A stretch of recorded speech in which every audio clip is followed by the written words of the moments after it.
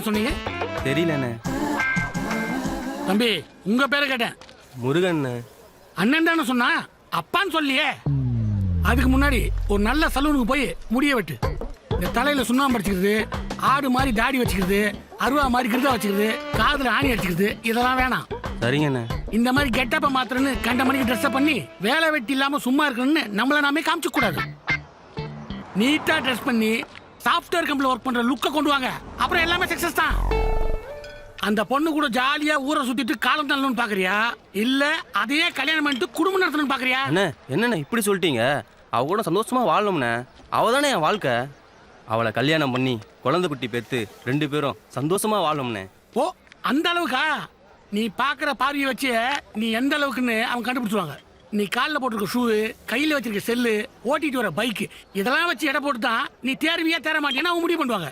சொந்த வீடு வச்சிருக்கியா, வாடகை வீடா, சுயமா தொழில் பண்றியா, இல்ல சம்பளத்துக்கு வேலை பாக்குறியா, இதெல்லாம் வச்சு கணக்கு பண்ணிதான் உன்னை கல்யாணம் பண்ணிக்கிறதா இல்ல கழட்டி விடுதான்னு அவங்க முடிவு பண்ணுவாங்க.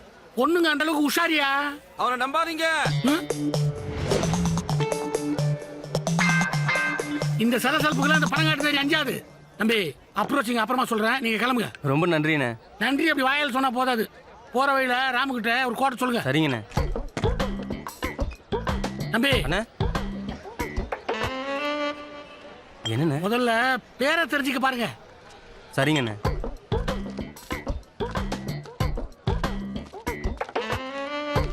வணக்கம் பாய். இதில் இருக்க மளிகை ஜாமான் காலி ஆயிடுச்சு. நீங்கள் ஒரு தடவை பார்த்தீங்கன்னா வாங்க கொடுத்து அனுப்பிடுவேன். இவ்வளவு சாமான் போயிருக்குன்னா அப்ப வியாபாரம் நல்லா இருக்குன்னு அர்த்தம்.